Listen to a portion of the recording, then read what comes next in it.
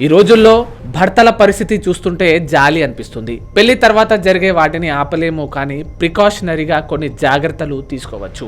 మీ అబ్బాయి కోసం మ్యాట్రిమోనియల్ వెబ్సైట్స్లో అమ్మాయిని వెతుకుతున్నారా? అయితే వెంటనే ఆపేయండి.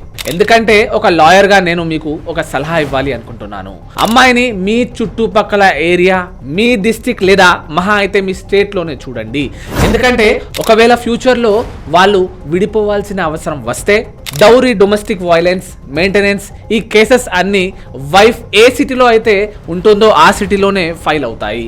భార్య మీ ఏరియాకు దూరంగా చెందిందైతే అక్కడ మీకు పరిచయాలు, తెలిసిన వాళ్ళు లేకపోవడం వల్ల, అవగాహన ఉండకపోవడం వల్ల మీకు బెయిల్ కూడా అంత ఈజీగా దొరకదు. మొన్న ఆత్మహత్య చేసుకున్న బెంగళూరు సాఫ్ట్వేర్ ఇంజనీర్ అతుల్ సుభాష్ కేసులో ఏం జరిగిందో తెలుసా?